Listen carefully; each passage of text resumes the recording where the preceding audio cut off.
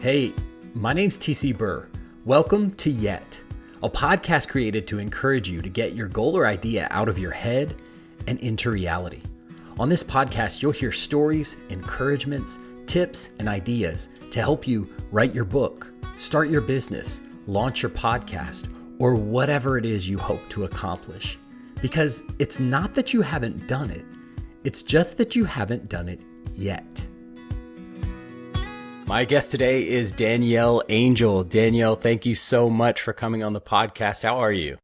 Good. I'm so excited to be here. Thank you for having me. Well, I'm super excited to have you on. So typically what I do with this is I allow my guests to do their own intros. There's a lot of ways I could describe and introduce you, but I figure you probably do it best. So in 30 seconds or less, would you tell folks kind of who you are and what you do?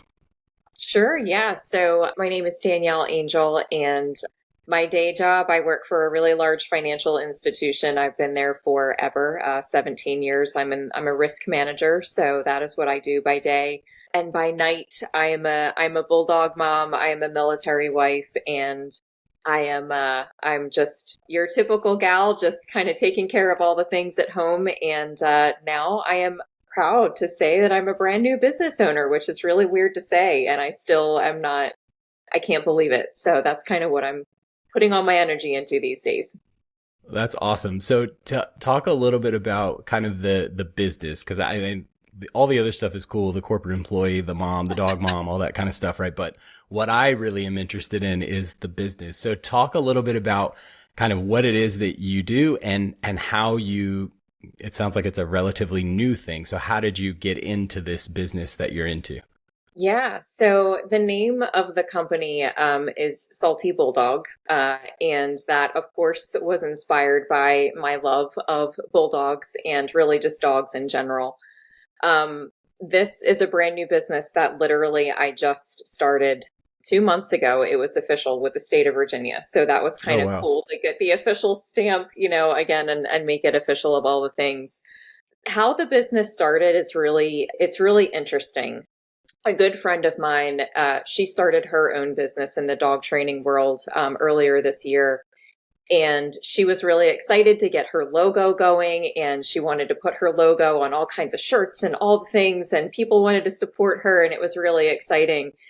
And she was using, your standard services that I think a lot of people think of when you need a shirt and you just go onto Google and you search for it. And I was sitting with her one day and I was floored by the cost of what it costs to do that. And she was a brand new business owner with a commercial lease and, all the things that she was starting, trying to spend her money on to start her business, and swag. The cost of it was astronomical. I was shocked. Yeah. And so I said to her, hey, I think I can help you. Like, let me just try it. Like, I love making things with my hands and I love being crafty and doing things, and just give me a project and I'm going to try and figure it out. And so that's really where this came to play, is I was really doing this as a favor to help her with her business. And I loved doing it so much that I was like, hey, like, I love this. I want to do my own thing. I want to help other people, but I want to do my own thing. And so that's kind of where the thought came from and why I got inspired to do it, which again was more to help somebody else out who needed help, and really just wanted to infuse all that creative energy into something that I could call my own. So Salty Bulldog was born, again, inspired by my love of bulldogs and dogs in general. But I didn't want to just focus it on dog apparel and clothes. I really wanted to start a company that gives back. I am, giving back is very near and dear to my heart. So I not only want to, turn this into a business and something that I can pour my creative juices into, but I want to give back where I can. And not to spoil too much, but I'm actually working on creating a new product that I'm even more excited about, and I hope it works. And I'm really excited to see where this may or may not go if it works. So I can't share too much there yet, but maybe you can have me on again as a guest and I can share more later. Oh, for sure. I love a good cliffhanger. That's awesome. So, and I love your story. Like, this is one of my favorite stories of all the people that I've talked to, because your whole business started with, you were just helping somebody else. Like you saw an issue, a problem, like it's way too expensive to just go and order designs and order shirts and gear and all that kind of stuff. And you thought there's got to be a better way to do this. And you took that desire to help your friend, your love of bulldogs, and kind of your natural creative, like you see, you love working with your hands and creating and designing and doing all that stuff. And you turned it into a business, which I just think is the coolest thing. So what was the time frame like between when you started talking with your friend and just kind of doing the pro bono, let me help you out, to the light bulb moment of like, oh, you know what? I love this and I want this to be my thing. Like, what was that journey like for you? Yeah, it was actually pretty quick, TC. Really? It was one thing to just kind of take her logo and put it on some shirts, which was pretty cool. Like to design something on a computer and then to actually see it on apparel, but then to see people wearing it, it's like, I made It's that. out there. That's really Yeah. cool. And like, look at Yeah. it. And it's really interesting because they come to her workshops and her trials and you see it. And so as soon as I started to see that, I was like, this is weird, but this is also really cool. Like I did that. I made it, and we made Yeah. a lot of that Yeah. stuff together. So it was really quick. Like once I started to kind of like see that happen and see how like people reacted to outside of her logo, but then the other designs that we were working on, to see people love the design so much and love the quality of what I was making so much and appreciate it. Um, I was hooked pretty much immediately. And that's relatively very quickly of how I then was like, all right, I want to get serious about this. This is more about just helping her, which I'm still helping her, but I have my own designs of my own that I want to now work on and focus on and do. And so it was very quick. I would say all of this happened in a matter of 6 months, that Wow. I really started getting pretty serious about it. And TC, I have no idea what I'm doing. Like, I don't know what I'm doing. I don't know what I'm doing, but I'm going for it. I'm going to try, and it's either going to work or it's not, but I will never know if I don't try. So I'm just doing it. I'm taking it one day at a time and one step at a time, and I'm figuring it out as I go along, and we'll see where it goes.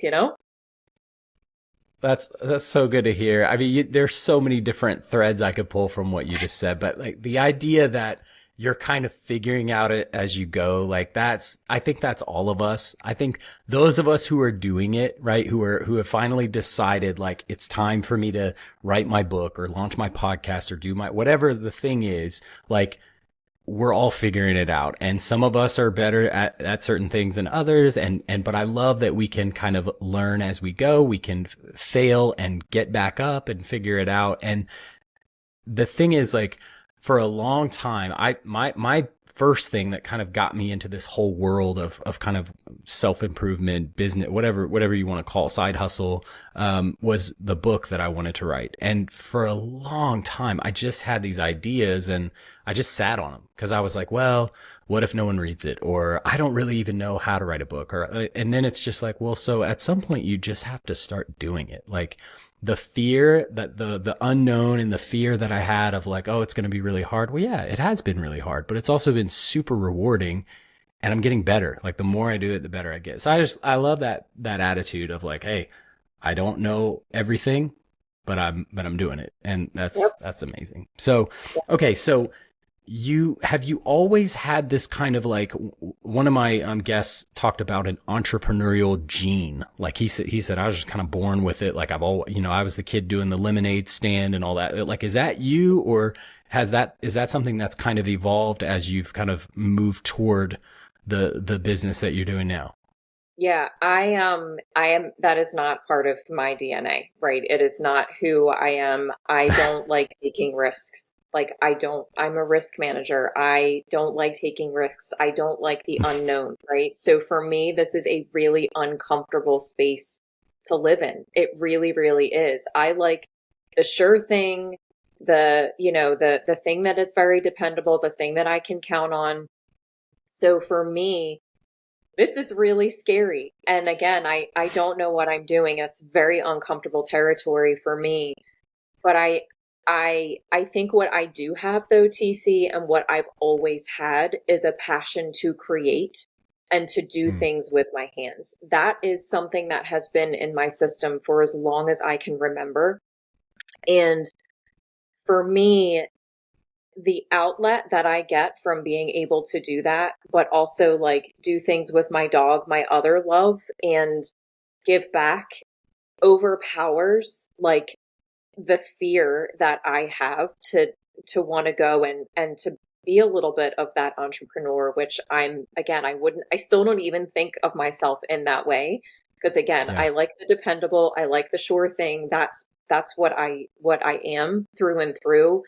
But again, for me, it's the ability to be able to create and be creative and tie that into the other areas of my life that are so important to me and have this as an outlet and as a stress reliever, full disclosure. This is very therapeutic for me to do this type of thing. All of that outweighs the fear of the unknown that I have in doing all of this. So, again, I still don't consider myself an entrepreneur. I'm not, although I am, right? It's just really But you weird to think. are. Yeah. I Right. know. Right. That's awesome. So, okay, but you're still brand new to it, right? Like you're a couple Yeah. months into having officially a business registered with the state, right? So I'm curious and maybe you haven't gotten there yet, but have you encountered any big challenges along the way? And can you talk about kind of what maybe one or two of those were and how you approach overcoming or moving past or learning from challenges that you've experienced? Yeah. So I think there's a little bit of a decision that you have to make when you're starting a business with even just figuring out the mechanics of what type of business you want to create. So my business is an LLC. Not everybody does that. And you really just have to explore and do what you think is right for your business and your life. And I've opted to go down the LLC path. That path, there's a lot of red tape when you go down that path. So for me, like figuring out that piece of it and just establishing what I wanted to be, what I wanted it to be, and then how to go about doing that was like for me the first challenge that I encountered. And again, you just use the good old internet, right? Do your research and tap the shoulders of friends who have maybe gone down a similar path to kind of help you get to the right place.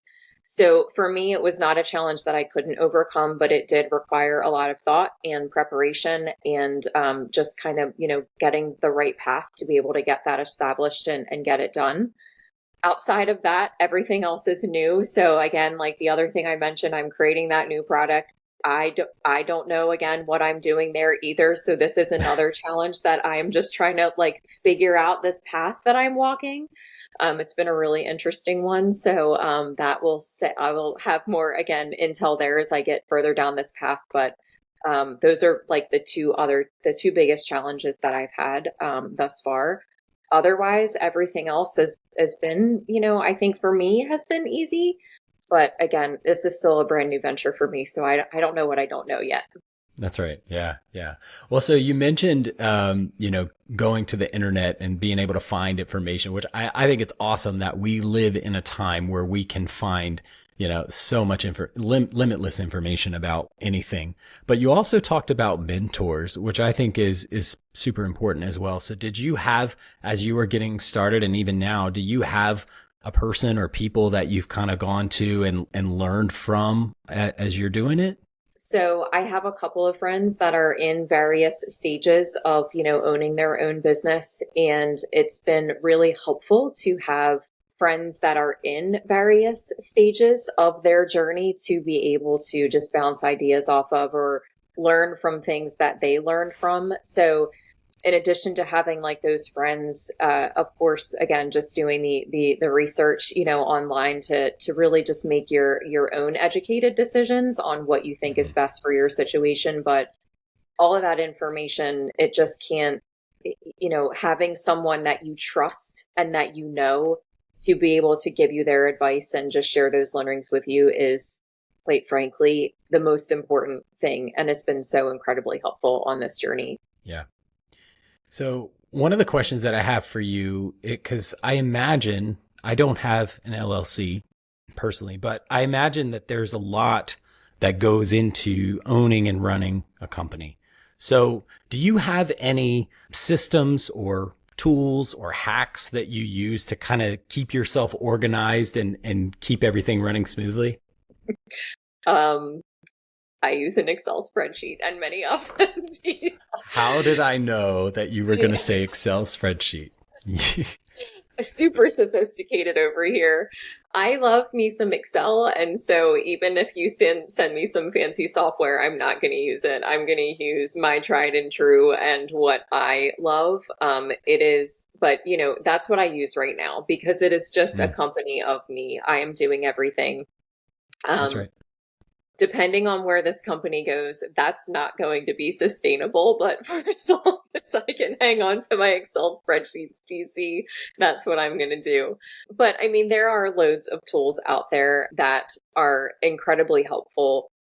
A lot of them come with a fee, though, right? So that's Sure. what I'm Yeah. balancing right now is I am trying to save money where I can in areas where I can, areas that I can do myself without having to spend the money in those areas because I can right now I can afford to spend the time to do that. A little bit more tedious work on my end is fine because I'm investing in other areas of my business on the things that I can't do. I can't make a prototype. There are things that I can't do that cost money. And I would much rather take the funding that I have and the resources that I have monetarily and spend it in the areas that I can't do rather than spend it on services that, in my opinion, right now at this stage of the business where I am is more of a nice to have. Again, depending on where this business goes, that could totally flip flop. And that would be great if that's eventually where this goes and where I get to. But for right now, I'm trying to just delicately balance things that I can do for free myself in the areas and that using the tools that I know and love and am comfortable with and saving the money to spend it in areas that I can't do.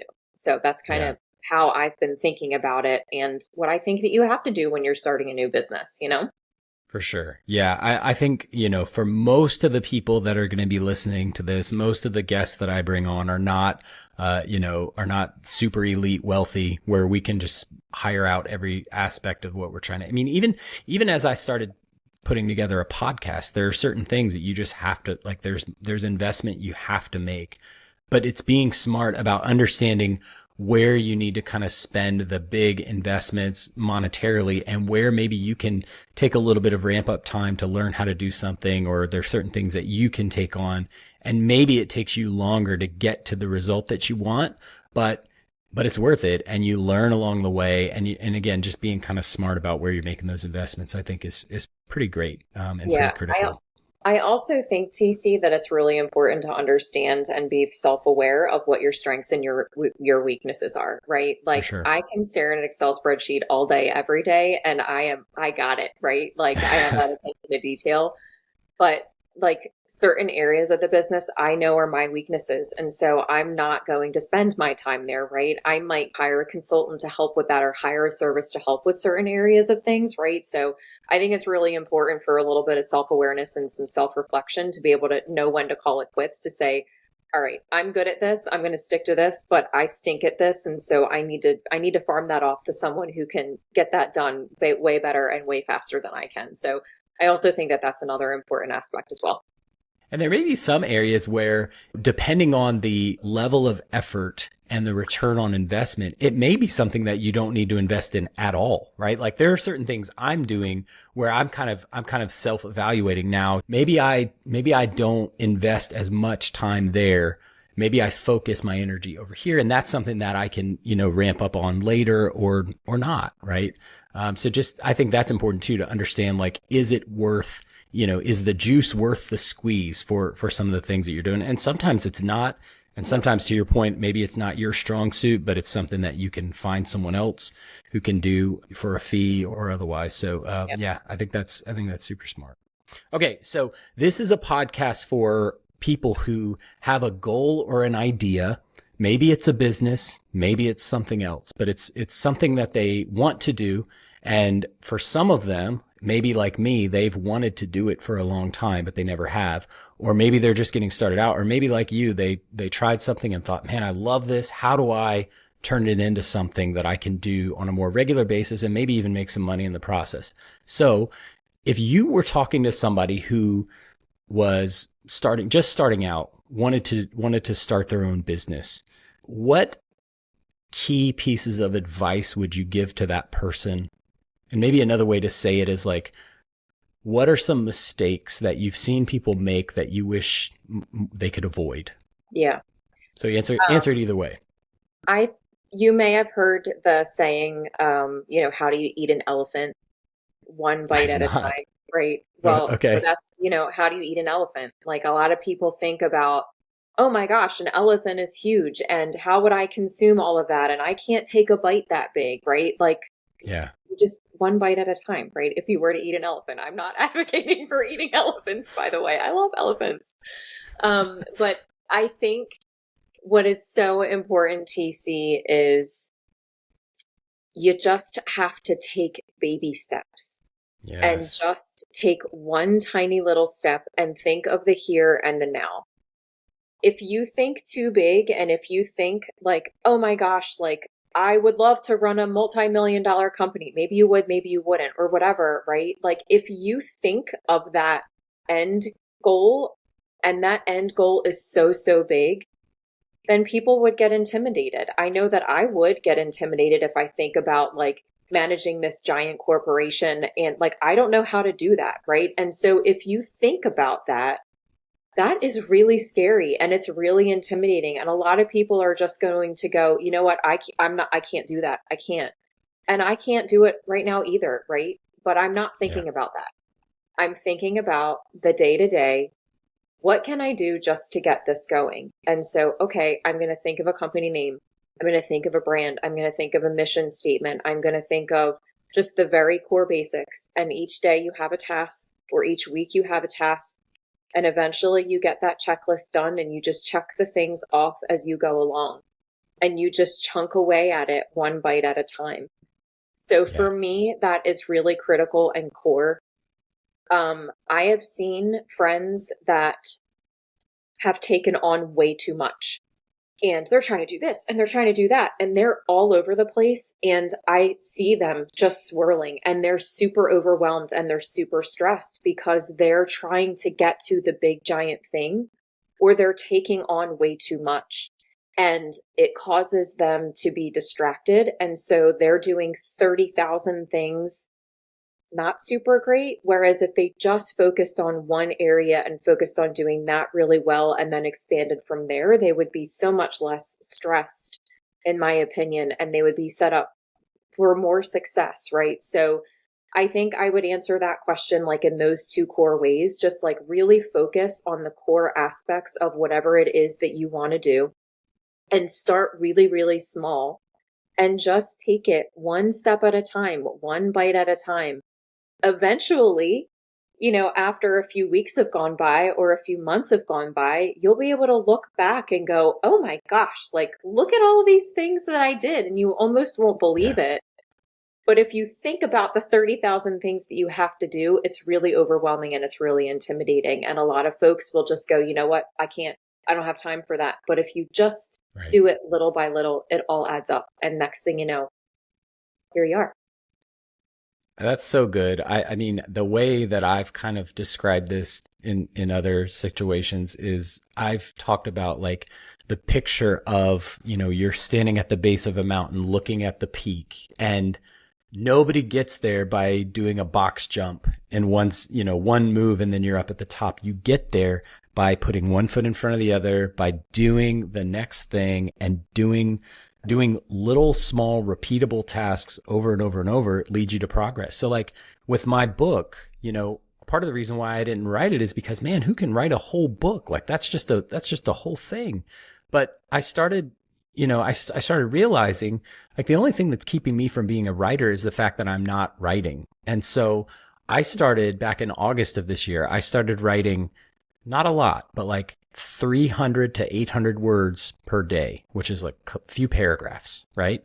But I've done it every day since then. And if all goes according to plan, I'm going to eclipse 70,000 words which is the target that I was going for by the end of the year. And the only thing I did literally is I've already had all the ideas, and I just sat down with my computer and started writing. So I think that's so good. Just, it's important. I do think it's important to have balance though, because you don't want to lose sight of the vision of the dream, right? But you can't measure your success today against what you think the end result might be in 20 years, right? Yeah. There's no such thing as overnight success. There's a reason why people work and work and work and then see results. Like that's how it works. I think that's awesome. Yep. Okay. So one of the things that I really want this podcast to be is an encouragement to people. And so I don't know if you're familiar with like the 5 love languages, but I'm a huge words of affirmation person. I love encouragement. I love to encourage other people. I think that encouragement begets encouragement. So the more encouraged I am, the more I'm going to encourage other people. And I love hearing encouraging things that other people have had said to them. So I'm curious, what is the most encouraging thing that anyone's ever said or done for you? I don't know that I have like a quote or something that verbatim that I can go back and repeat, but I have heard from, someone very close to me, Danielle, you can do anything that you put your mind to. You've always been able to do that. It doesn't matter. You figure it out, and you can do anything that you put your mind to. And I'm very proud of that. I've done that. I kind of just figure everything out, and I love doing that. It's also part of my passion and who I am. So having someone else or others recognize that kind of fueled me to go, you know what, I can do this. I can figure it out. So I think a lot of people suffer from like that self-critic, that little voice inside their head that's like, hey, no, you can't do that, or that's not your area of expertise. And a lot of times that overshadows and prevents us from being able to move forward. And so I would say to people, if you have one of those, just squash that sucker or push it off of your shoulder or wherever it lives and just give it a try, because you will never know what something can turn into, what an idea can turn into if you don't try. And what's the worst that can happen? It might not work. Who cares? Right. Who cares at the end of the day? You tried it. So do you either want to try it and maybe not do well and, but learn from your mistakes, and who knows what that might turn into, or what connections you might make along the way that might turn into something else? Or live with the regret of, man, I had that great idea and I was too chicken to go for it. So I would say just take a bite of the elephant. Just do it. Yeah. One small bite. Yeah. Yeah. I mean, you're so right, man. Like, I don't picture anybody, on their deathbed thinking, man, I so regret all those chances I took and all the things that I tried. Like, people's regret is that they didn't do their thing, right? That's always like, of course. And I love your perspective too. Like, if you don't, hit the success mark, and by the way, I think, we need to stop comparing our success against what other people say success is. We get to define what success is for our thing. But if we don't hit the mark that we set out to, that's not a failure, right? We gain experience. We gain lessons learned. We gain the satisfaction of knowing that we gave it a shot. And we realize that, you know what? Maybe I'm not as good at that as I thought I was. Maybe I don't like it as much as I thought I did. And guess what? Now that frees me up. I can cross that one off the list and go try something else. So yeah, that's right. No, that's That's awesome. exactly right. And who knows what connections you'll make along the way. Right? That's right. For sure. Like, that is so huge, I think. And it's a lot of times it's something that we take for granted, but you don't know what those connections could eventually lead to. Networking is so important. And you never know what people you're going to meet, or whose lives you're going to touch, or whose story you share that will impact someone else's life. And that is energizing in itself to even just kind of think about that. So that's a really cool thing that, again, I think we might take for granted, is just that personal connection that we make with one another, and what that, what those touch points can do, and how you can impact somebody else's life by just, making that connection. So Yeah. On that note, when I first started working with you 6, 7 years ago, I never dreamed that you might be a guest on a podcast that I would start at some point in the future. So that just Right? goes to underscore your point. That's amazing.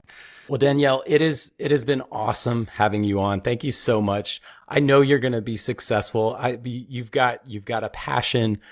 You've got a great business that you've started. And I know, based on what I know about you, one of the things I love most about you is your attention to detail. And it really is true that like, if you set out to do something, you're going to do it. So Do I'm it. so excited for you. And, I'm looking forward to find out about what this new product is. So last question before I let you go, where can people contact you, find out more about the work you're doing? Do you have a website, social media? How do people follow you? I do. So, my website is not launched yet, but it will be soon. The domain is Shop Salty Bulldog. So just be on the lookout for that. It's not live yet, but I own it, and it will be live in the next month or two. And then Instagram is the best way to get in contact with me. I am on it way more than I like to admit. So to find me there, you can either search my name, Danielle Angel, or it's DL Angel Bulldog Mom. And so it's one of a kind. You'll be able to find me that way. But yes, Instagram is the best way to get me. But keep an eye out for the website because it'll launch in the next month or two. So I'm really excited about that too. Awesome. Danielle, thank you so much. This has been a lot of fun. I'll let you go, but yeah, I'll plan to stay in touch and hopefully have you back on again. Absolutely. TC, thank you so much. Hey, thanks for listening. If you liked what you heard, share the podcast with your friends. I would love to get these stories, encouragements, tips, and ideas out to as many people as possible. And this is a brand new podcast, so I'd love your help in spreading the word. Also, I would really appreciate it if you would scroll down to the bottom of your podcast app and rate and review the shows. Your reviews mean so much to me, so I really appreciate you taking the time to do that. Lastly, if you have any questions or ideas for the show, I would love to connect. You can find me on Instagram at YetPodcast or send me an email, yetpodcast@gmail.com. Thanks so much for listening. Until next time, keep working on your goals, and I'll see you soon.